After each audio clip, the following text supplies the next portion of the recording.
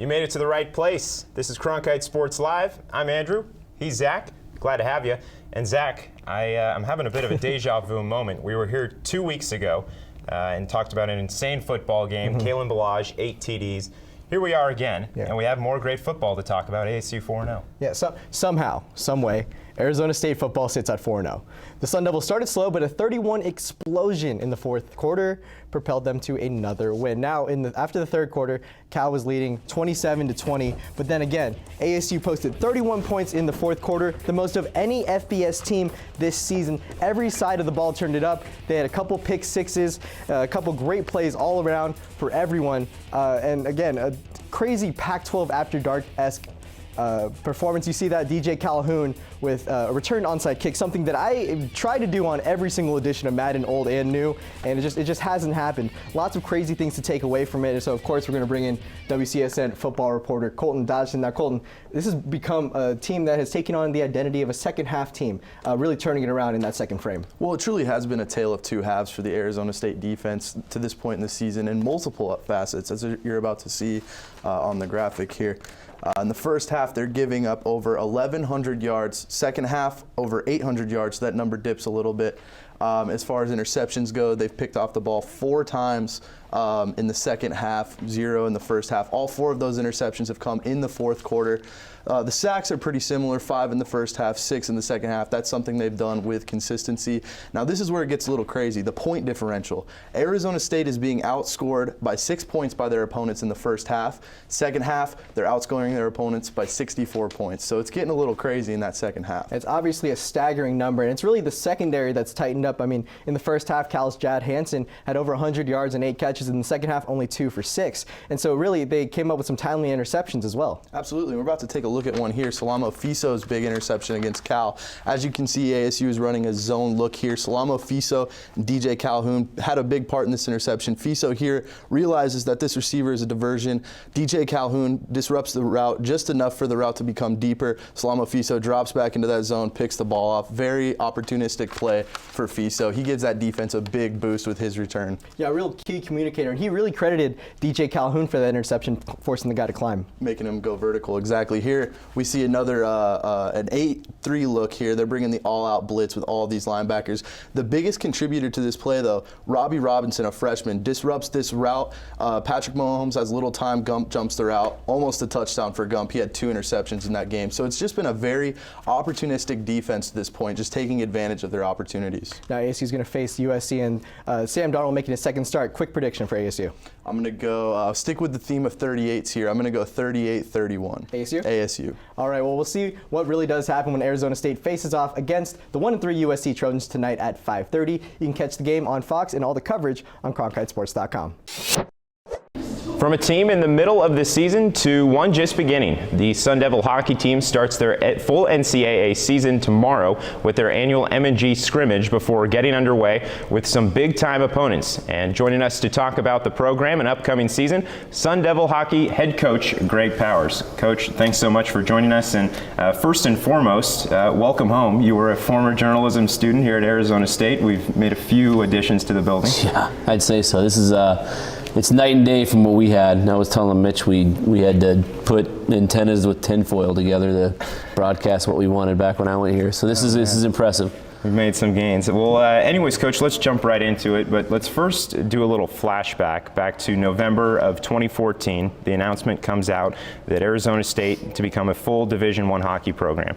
You guys finish your season in the ACHA that year. Then last year play a hybrid schedule between ACHA and Division I opponents. This year, you look at the schedule, 3 out of 4 opponents from last year's Frozen Four, a number of division and conference champions as well.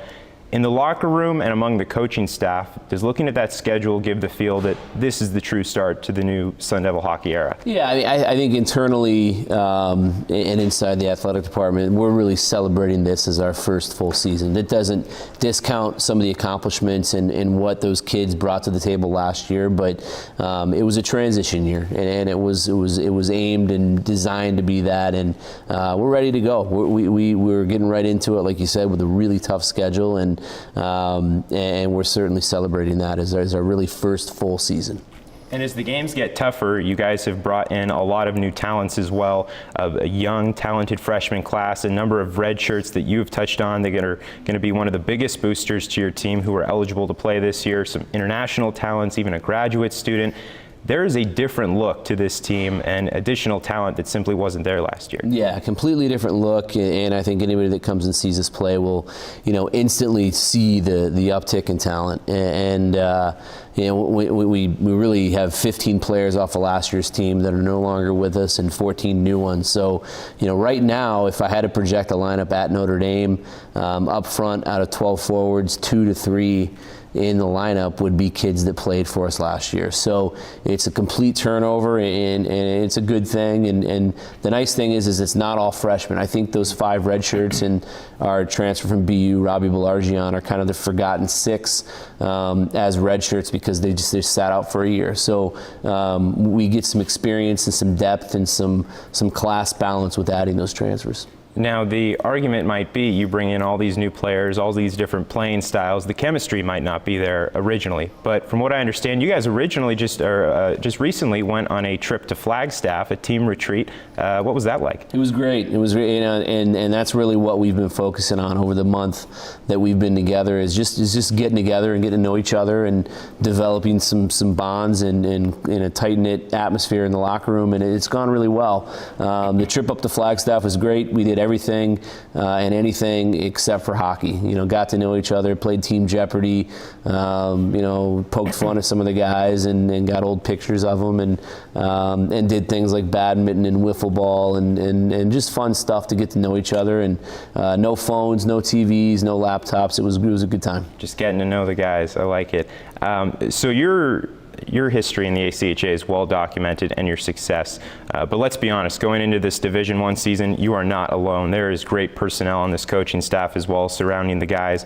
You look at guys like Alex Hicks, Garnet Exelby, who have NHL experience and are now on this staff coaching these guys. What do they bring to the table, and how will they help some of these players develop over the year and help turn them into future professionals? Yeah, at the highest level of anything, you're only as good as the people you surround yourself with. And we have a tremendous staff. We have a great amount of NHL experience on our staff, like you mentioned, with Alex and Garnet, and it even goes to our equipment manager, Joey Guillemé, who spent 12 years as the head guy in Atlanta for the Thrashers and has been the head guy on an Olympic team, 2 World Championship teams, and certainly Mike Field, our other coach, is a tremendous talent as well. So, we're a tight-knit group, and having their expertise and Garnet and Hicksy and Joey, they're able to tell these kids every day through developing good habits what it's going to take to go to the NHL and what it's going to take to day in and day out, do what you have to do to make it to the next level. And that's why they're here, because we're a new program, and they add credibility to us out of the gate. So all of these pieces coming together, the players, the coaches, the resources, that's kind of led you to say that this is a rocket ship program in many different ways. So that being said, what's the overall expectation going into this season? Is there an end goal when it's all said and done? The end goal for us is literally just to compete every night. We believe we have enough to where if we show up and play the way we need to play and have the right approach and continue to focus on our culture and positive chemistry, that we're going to give ourselves a chance to win every game that we play. Will we win every game that we play? Of course not. But we believe that especially if a team wants to take us lightly and we outcompete, then we're going to give ourselves a chance. So that's our goal, and we have specific team goals, but at the end of the day, we're going to go into every game expecting to win. Coach, we can't wait for first puck drop. We're looking forward to it. Best of luck to you. And again, thanks so much for joining us here on Cronkite Sports Live. Thanks for having me. Coach Greg Powers of the Arizona State hockey team. Puck drop tomorrow, October 1st for the M&G scrimmage. Then next week on the road, the first 2 Division I games on the road against Notre Dame. And Cronkite Sports will have that coverage for you all year of Arizona State hockey. And Sun Devil hockey season gets underway tomorrow, but before we go any further, we rewind the tapes to just about a year ago to take a look at the historic first season of Arizona State hockey. The day has finally arrived. Since November 18th, Sun Devil hockey fans have been waiting for this moment. The Sun Devils NCAA season is opening tonight at Gila River Arena. They are victorious over the Wildcats, 8-1. ASU wins their third game of the season, and they sweep the Penmen. We didn't deserve to win that game. Every experience we get this season, we have to embrace, and get better from and build off of. And we generally bounce back pretty well the night after losses. We are stringing together really good moments, but we're not stringing together 60 good moments. The Sun Devil hockey team is coming off of its first ever sweep as a Division I team. The team knocked off Lake Superior State in back-to-back nights last weekend, and Coach Powers was so pleased with the performance that he gave the team the weekend off. Well, actually, that's just how the schedule kind of worked out. And I expect year two, this entire year, to be a learning experience, as I already stated. In year two, we're going to see this team put that all to work.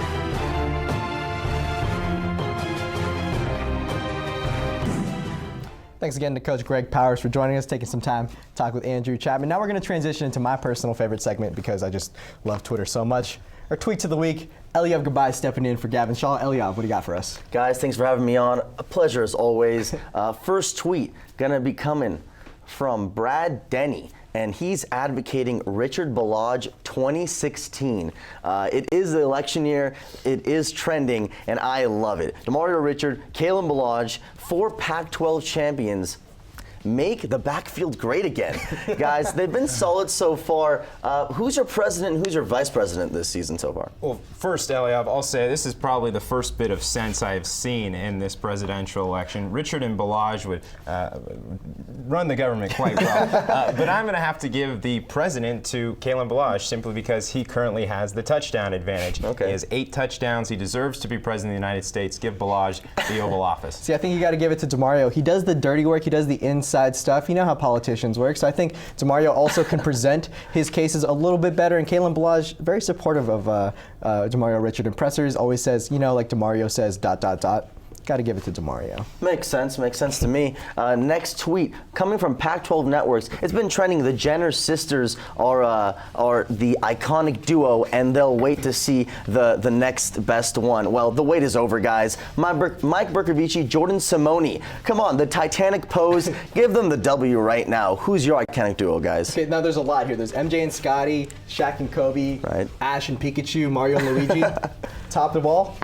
Andrew and I. It has to be. Oh, okay. Nobody's better. Okay. Really? Okay. Wow. Of course. I don't just anchor with anyone. I'm flattered. I'm flattered. Now, the only thing I question about this tweet is you see a lot of Jordan Simone still around Tempe on the sidelines at ASU football games. Mike Bercovici, meanwhile, is in a documentary called Undrafted, trying to work his way into the NFL. There might have been a bit of a breakup, so I don't know if you can compare the two anymore. We'll have to see. There's more to explore, maybe a future feature story. Well, we'll see with that one. But Sun Devil Volleyball tweeted, guys, the emojis say it all. Straight fire. Adidas sending them the gear earlier this month. The volleyball team loving it. You see, they had the squad pick it up. Sleek, white clothes. You see the shoes, all sweet. What do you guys think of those threads? I think that's very icy. I want to talk to our producers, a little shout out to them. If you guys can get us some of those jumpsuits, do the Cronkite Sports Live in them, be a lot more comfortable for us for sure. Yeah, no tie, none of that. The question I want answered is when the movie Ghostbusters was being produced most recently, where was the phone call to Arizona State Volleyball? They would have been a perfect addition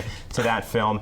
Unfortunately, they just weren't in it. But you can see those uniforms on display tonight because after 14 games on the road, ASU Volleyball has touched down in Tempe. That's where our Cronkite Sports Volleyball insider Bobby Cross has the weekend home opening preview from Wells Fargo Arena. By the way, thanks, Elliot. After 14 straight road matches and over 9,000 miles traveled to begin the season, the Arizona State volleyball team finally gets to come home this weekend when they host the University of Oregon on Friday night. With so much turnover amongst the team and on the coaching staff, head coach Stevie Mussey and her players are excited to establish a home court advantage in 2016. Well, it's my first match ever here, so it means the world to me, and I think it means the world to our girls. We have 10 new kids who have never played in Wells Fargo before. So it's a big deal for all of us. Most of us have been here since May. I came in personally in June, so I mean, we've been preparing and training and all that, and I think finally we can put it out and show the fans what we're all about. We've been on the road, and you know, road games are a lot different because the pressure is different, everyone's against you, but like finally being able to be home and like show what we're made of, I think it's going to be a really fun time. The Ducks come into the match hitting .321 as a team, while ASU is hitting just .195. Coach Mussey believes that attention to detail on defense will be critical for success. I think the speed of their offense is kind of their trademark. It's been that way since probably I was in school. They like to play fast. They like to hit the ball cross court hard. So we're just preparing for the ball to get on us fast. So our blockers know that they have to do a little bit better job getting across sooner, and our defense has to be ready. Reporting for the Walter Cronkite Sports Network, I'm Bobby Kraus. And another look at what's in store for this weekend from ASU Volleyball. They have their home opener tonight against the Oregon Ducks. First serve at 6 p.m. Then on Sunday, a daytime match hosting Oregon State, that one at 11 a.m. If you can't make it to Wells Fargo Arena, both of these games will be televised on Pac-12 networks and the post-game reports on cronkitesports.com. Now last night, ASU soccer squared off against Utah in Tempe, and we're going to kick it off in the 45th minute. Utah last gasp effort at the end of the first half with a looping header by Katie Rogers take a 1-0 lead. Now in the second half, ASU is knocking on the door all game long, and it was Jasmine Mater with a sick 180 turn, took the socks off the goalkeeper there to equalize late in the first half, and turns out there's overtime in college soccer, and in that first overtime, it was freshman Emma Malsey coming up with that big punch save on the near post, and ASU would have a couple of shots at the end trying to test the keeper, even one off the crossbar, a heartbreaking miss right there, trying to go upper 90, but in the end, it would be a 1-1 draw, and we caught up with Coach Kevin Boyd to talk about the result. We go through moments where every time we get it, we look, we think it's on, and we kick it even if it's 1 against 4. And then we go through moments where we're talking it's not on, and then suddenly everything's not on. Even if we're wide open, we don't go, we go backwards. So we're trying to get that decision-making process right. 5-3-2 on the season, and the Sun Devils will have another shot to add a win to their record of their first Pac-12 win of the season against Colorado on Sunday at 3 p.m. before they head to the Washington schools next weekend. Pac-12 play is in full swing as ASU football hits the road towards USC. So we hit the scouting board and give you the expanded look at how teams from around the conference affect Arizona State's outlook. Ethan Gaines is our guy crunching the numbers on the Pac-12 Impact segment with a capital PAC. Ethan, what do you have for us? Thanks, Andrew. This week's Impact matchup is between UCLA and Arizona, two teams sitting at 2-2 this season. UCLA is coming off a close loss to 7th-ranked Stanford last week at home. Starting quarterback Josh Rosen has struggled so far this season, completing 61% of his passes with just over 1,000 yards and only 5 touchdowns to 4 interceptions. The Bruins have relied heavily on Rosen's arm this season, throwing the ball an average of 38 times per game.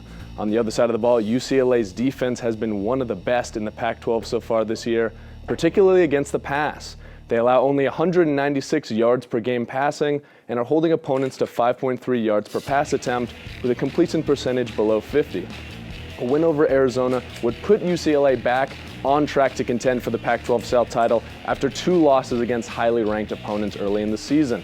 Arizona is also looking to regain some ground after losing a nail-biter in overtime to 10th-ranked Washington in Tucson.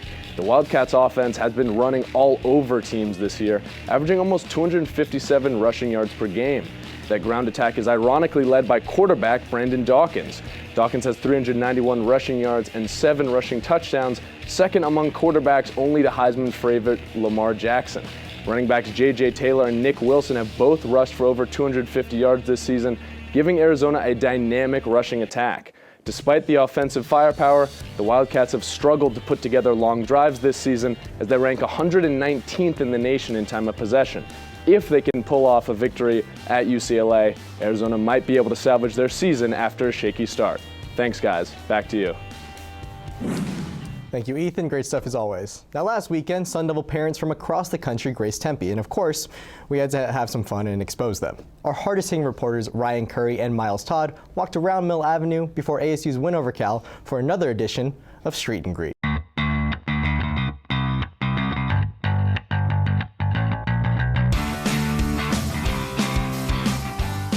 Welcome back to Street and Greet. Miles and I wanted to take another trip out to Mill Avenue, except this time we did it on game day here for ASU versus Cal. It's family weekend here, and well, we had to come down and see the scene. Yeah, celebrations are great as usual, and since it's family weekend, we switched up the questions a little bit to make them more family related.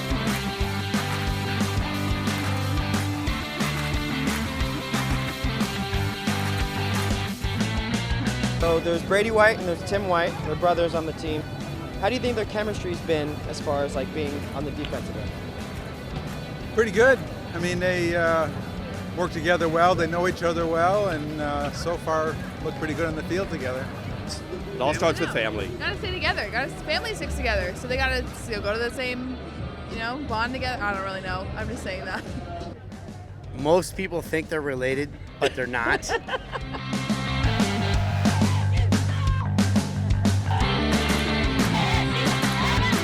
So Coach Todd Graham's son, Lindsey Graham, on the ASU football roster, but not starting.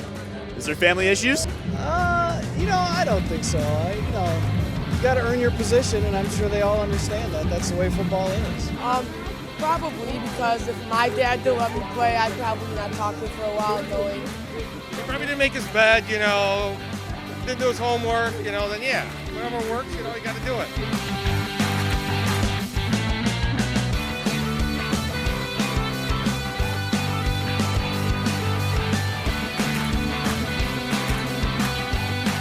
Guy on ASU football, Armand Perry.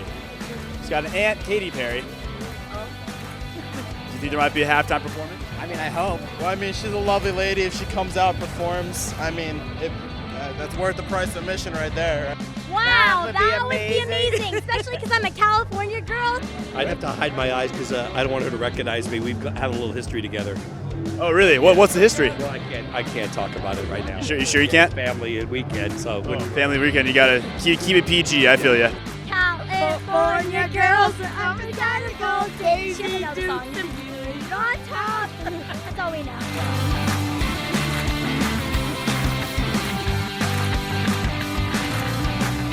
Where did you iron your shirt? Where do you get them? Where do I iron my shirt? Yeah. I iron my shirt at, he irons my shirts over there.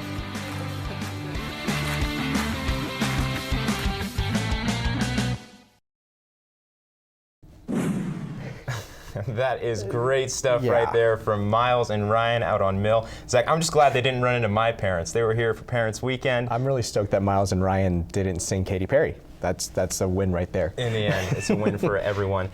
So those folks on the street did not know what they were talking about. We do. At least we like to tell ourselves that Just we do. a little bit. So to prove it to you at home, it's time for The Way It Is. 6 ASU athletic-related questions, 3 apiece in rapid-fire fashion. So, Zach, let's toss it over to you first. Give me a player tomorrow at USC for ASU, other than quarterback Manny Wilkins, who will surpass the 150 all-purpose yards mark. I think it's going to be Tim White. He'll get at least 8 to 10 targets receiving, and then he'll have some opportunities returning kicks and punts, and he's just a burner of a speed guy. So I think he'll have a chance to break that mark. Now, we saw last weekend, Kalen Balazs joined the hurdling ranks, challenging Manny Wilkins. Who did it better? Oh, man. Well, Manny Wilkins has the 2-to-1 advantage right now. But if you look behind us, look how much air is over that Cal defender right there. Kalen Balazs, you get the advantage. Plus, he was nursing the left leg injury for the entire first half. Balazs gets the advantage. All right, Zach, you're a soccer guy. ASU playing Colorado on Sunday. Who do you have in that one? I'm going to say ASU. ASU has yet to get that first Pac-12 win of the season. And I think if Allie Moon can come back and at least Jasmine Mater keeps that form that she's in, I think they'll take down the Buffs. Now, back to football. ASU's pass defense is statistically the worst in the FBS. It's just bad. Yeah. Are they as bad as the numbers say they are? I say the statistics are not as bad as they look because the interceptions that they have had came in clutch situations. Talk about 2 from Gump Hayes against Texas Tech. Also 2 big ones in the fourth quarter against Cal when they were trying to lead a game-winning drive. Because they've come up in clutch situations, disregard the numbers. All right, toss it over to you now. Give me 3 emojis. This is a fun one. 3 emojis that describe the outcome at USC this weekend for ASU football. Okay, I put a lot of thought into this. Now it's going to be the big eyes one where it's like that, you know what I'm talking about? Then you also have to have the eye rolling emoji because I think ASU is going to give up some big plays and their fans are going to be annoyed with it. And then lastly, my favorite one, the whale emoji, because at the end, most people are just going to be like, A whale. I put a lot of thought into it, like I said. Now, a little bit more serious of a topic. Arizona State volleyball has their first 2 home games of the Pac-12 season. So when does ASU's first conference win happen for them? You know, I say they get a win this weekend, and I say it comes against Oregon State. They were near the bottom in the Pac-12 last year. Oregon, who they play tonight, graduated just 2 seniors after last year's season. They are a rising talent in the Pac-12. ASU's tired after 14 games on the road again. I say they drop their first game at home tonight, win against Oregon State on Sunday. Okay, that is all 6. I need to even it up 1 and 1. The producers inside the studio are going to choose. Let me go 2 in a row. Tonight. I want to see you in the back. Oh, no. Call me Drake. Went back-to-back. Back-to-back wins. Fire it up. It's okay, though. I'll be back better than that. Next time. It's okay. Maybe next time. Now, we talked about this a little bit in our segment just now, but few things are more old media in the sports world than not believing in stats. But in the case of ASU's pass defense, I have to say the numbers lie. Yes, they're the worst in the country defending the air attack, literally last. That said, they also face top 10 offenses in Texas Tech and Cal, and so naturally, those numbers are going to be inflated. Look, ASU is 4-0, and there's some real concern about the secondary. But remember the talent in the group, and remember that it's still early in the season. Those numbers aren't nonfiction, but they could be based on a true story. We have to wait and see, and that's the way it is. All right, time for top plays. We begin with number 3, back to the soccer pitch. It's Jasmarie Mater. She's ASU's leading scorer, and she puts another one in the back of the net. Shakes the keeper, shakes the defender, puts it away to tie the game 1-1, ended in a 1-1 draw. I've done that before in FIFA. Now, we talked about it a little bit earlier, Kalen Balage's hurdle, and we're going to show it to you. He has been listening to Fat Joe because he went all the way up on that one. Just look at the defender on this one. He just looks so dumbfounded. He goes for the slide tackle. I don't know. It just wasn't a good look, but good from Kalen Balage. I thought he was on the soccer pitch like just a moment ago. All right, it's time for the top play, and it comes from that ASU passing defense.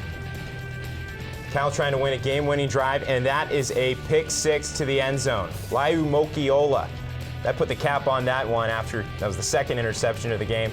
ASU 4-0 thanks to that one right there. Again, just so opportunistic. It's amazing how they can do that. In the clutch when it matters most. What a jam-packed show today. We're glad you had you with us on Cronkite Sports Live. We're going to be back next week, same time, same place, different stories, different people, and we can't wait to have you. Thanks for watching. We'll be back next week. See you later.